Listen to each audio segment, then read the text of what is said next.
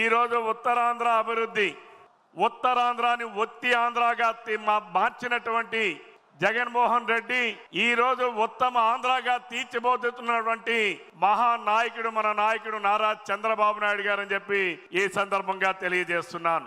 ఉత్తరాంధ్ర అంటే వెనుకబాటుతనం కాదు, ఉత్తరాంధ్ర అంటే మహా ఉద్యమం.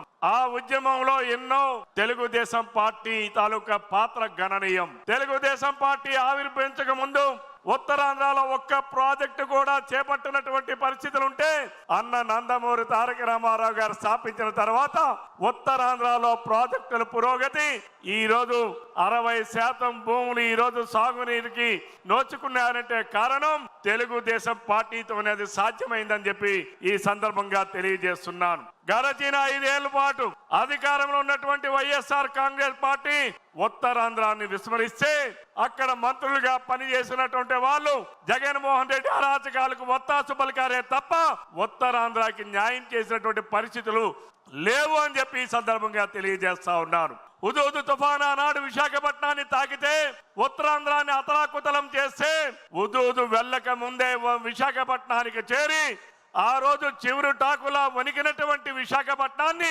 9 రోజుల పాటు బస్సులోనే ఉంటూ నిద్రాహారాలు మాని ఉత్తరాంధ్రాన్ని చివరి టాకులా వణికినటువంటి ఉత్తరాంధ్రాన్ని మళ్ళీ ఒక దారిలోకి తీసుకొచ్చినటువంటి సాహసోపేతమైనటువంటి అనేక కార్యక్రమాలు చేసినటువంటి పరిపాలనా దక్షుడు మన ముఖ్యమంత్రి చంద్రబాబు నాయుడు గారు. అలాగే విశాఖ నగరాన్ని ఆర్థిక రాజధానిగా మార్చాలని, విశాఖ నగరాన్ని ఐటీ హబ్ గా మార్చాలని, ఆనాడు ఉన్నటువంటి ఏదైతే ఐటీ శ్రద్ధగా మార్చాలని ఆనాడు చంద్రబాబు నాయుడు గారు అహర్నిశలు శ్రమిస్తే తర్వాత వచ్చినటువంటి జగన్మోహన్ రెడ్డి తన దాష్టికమైనటువంటి పరిపాలన ద్వారా విశాఖపట్నం నుంచి ఐటీ శ్రద్ధ నుంచి 14 ఐటీ కంపెనీలు తరలిపోయానంటే జగన్మోహన్ రెడ్డి దాష్టికానికి బలి కానటువంటి ఏ ఒక్క వ్యవస్థ కూడా లేదు అనడానికి ఇదొక నిదర్శనం అని చెప్పి ఈ సందర్భంగా తెలియజేస్తున్నాను.